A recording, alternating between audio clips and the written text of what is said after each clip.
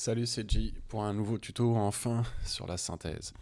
Alors aujourd'hui j'avais envie d'aborder un sujet qui n'est pratiquement jamais abordé, il n'y aura pas beaucoup de techniques et l'image ne va pas servir à grand chose, il faut surtout écouter. Mais je voulais un petit peu aider les débutants à se dépatouiller avec la synthèse au début de l'apprentissage. En fait, quand on commence à vouloir faire ses propres sons et sortir des sentiers battus, c'est-à-dire ne plus se servir des presets fournis avec les synthés, eh bien, on se retrouve vite dépassé en fait par le nombre de paramètres, par le nombre de possibilités surtout. Parce qu'une fois qu'on a appréhendé un petit peu les paramètres, ensuite, il y a encore tout un monde. Donc l'idée, c'était d'aider un petit peu les novices ou ceux qui découvrent un peu plus en détail la synthèse à se poser les bonnes questions pour faire des choses un peu productives. Parmi ceux qui se sont un petit peu lancés dans l'expérimentation sonore, ne s'est pas retrouvé un jour à programmer un son pendant 2 heures pour finalement aboutir à un résultat qui est très éloigné de ce qu'il avait en tête au début, s'il avait quelque chose en tête. Donc la première question qu'il faut bien se poser au début, c'est qu'est-ce que je veux faire ? Quel rôle l'instrument que je suis en train de créer va jouer dans mon morceau ? Ça, c'est la question essentielle parce qu'elle va guider quand même beaucoup la création du son. Alors, personnellement, je distingue que deux catégories. Il y a les sons percussifs et les sons tenus. Les sons percussifs, ils vont se distinguer notamment par une attaque très franche et bien souvent un déclin derrière. Les sons tenus, eux, sont tenus, donc ils vont être maintenus plus longtemps et sont plus sujets à des évolutions. Une fois qu'on a rangé le son qu'on va faire dans une de ces deux catégories, déjà, on va s'éviter pas mal de petits pièges.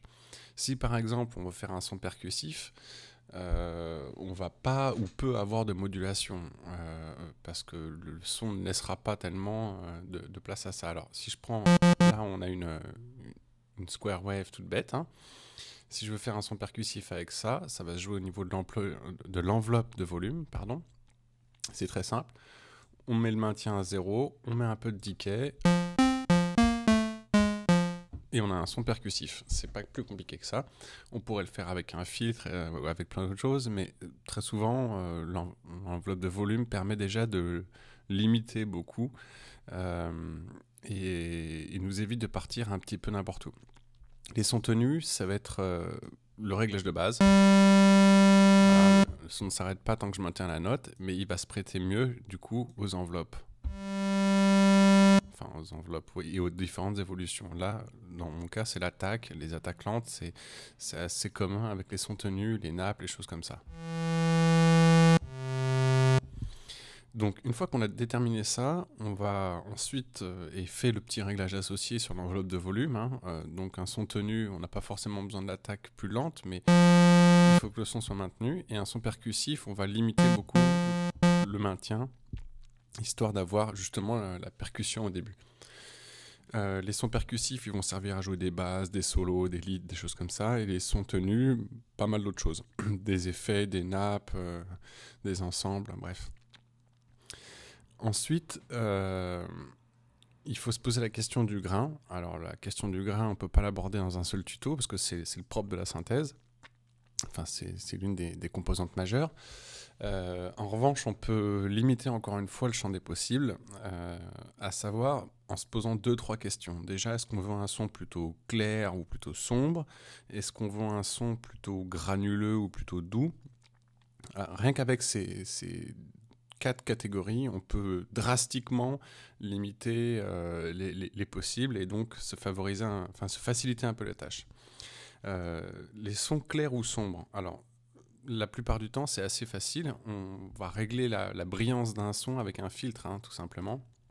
Donc, si on veut, par exemple, là, j'ai un son qui est un peu granuleux à cause de la square wave et assez clair aussi, puisque là, on peut l'entendre. Alors, là, je vais rajouter un filtre, par exemple. Hop. Sans résonance. On a un son qui est beaucoup plus doux déjà. Avec la percussion, ça peut donner des petits pizzicatos rapides. Ensuite, on aurait pu aussi obtenir plus ou moins le même résultat avec simplement une triangle ici. Donc c'est pas la peine de mettre une forme d'onde carrée si on n'a pas besoin de la modulation de la largeur de l'impulsion, ou si on veut faire un son doux. La dent de scie va produire aussi des sons assez riches qui sont pas forcément très doux. On entend, c'est même bien granuleux, c'est elle qui produit les formes d'ondes les plus granuleuses. À l'inverse, si on veut un son un petit peu destroy, un peu plus destroy, on va utiliser les formes d'ondes dents de scie carrées. Donc déjà à retenir parmi les choix de formes d'ondes, si on veut quelque chose de plutôt doux, on va choisir les triangles, les sinus, ou des square waves et des sawtooth mais filtrés. Et si on veut un son plus granuleux, on va prendre les sawtooth et les square waves. Ensuite, la question de l'évolution, elle ne se pose que pour les sons tenus. Il n'y a pas tellement d'évolution possible sur un pizzicato. Hein. Là, par exemple, on voit que j'ai quand même un petit peu de maintien. Alors, on va pouvoir faire éventuellement quelque chose sur des sons qui sont percussifs, mais quand même maintenus, parce qu'on récupère un peu la constante de maintien des sons maintenus. Mais c'est pas le but essentiel, en fait. Le but, c'est d'avoir la percussion. Donc voilà, première question, c'est qu'est-ce qu'on veut faire comme son? Donc est-ce que le son va être tenu ou plutôt percussif? Ensuite, est-ce qu'on veut un son quel grain, donc plutôt clair ou sombre, plutôt granuleux ou doux? Et puis ensuite, il y a l'évolution, à savoir est-ce qu'on veut voir le son évoluer ou pas? Est-ce qu'on en a besoin? Cette partie-là, je ne la traite pas du tout aujourd'hui parce qu'il n'y aura pas le temps, mais on l'abordera bien en détail dans d'autres tutos. Voilà, merci à vous.